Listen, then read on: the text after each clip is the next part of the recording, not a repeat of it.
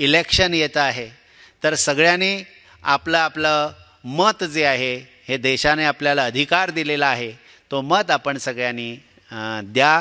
जेवढं आपल्याला मतदान करता येईल तेवढं करावं. सगळ्या हिंदू बांधवांना मी सांगू पाहतो की त्यांनी मतदानाचा हक्क जो आहे तो आपला बजवा आणि जे आपल्याला विकास देतं, आपल्या धर्माला जपतं, आपल्या संस्कृतीला जपतं, आपल्या स्वतःच्या कल्चरला मोठं करतं, अशा सगळ्यांना आपण मोठं करायला पाहिजे. अशा सगळ्यांना आपण मतदान केलं पाहिजे.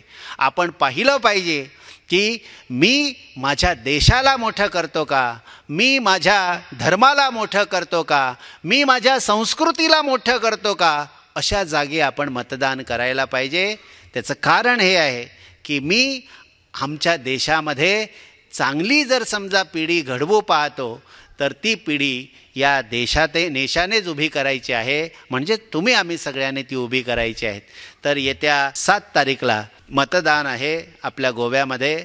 जिथे जिथे जे मतदान करण्यास आहेत त्या सगळ्यांनी आपल्या आपल्या जागी जाऊन मतदान करावं आणि आपल्या देशाला प्रगतिशील बनवावं, विकासशील बनवावं.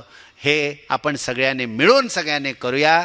आणि ज्या श्रीरामांनी आपल्या या देशाला संस्कृती दिली, ज्या कृष्णांनी आपल्याला बोध केला, अशा या रामकृष्णांचा हा देश आहे.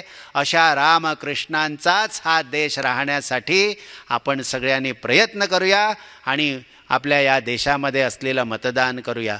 तुम्हा सगळ्यांना मतदान करण्यासाठी विनंती. Subscribe Prudent social media channel and press bell icon for latest notifications.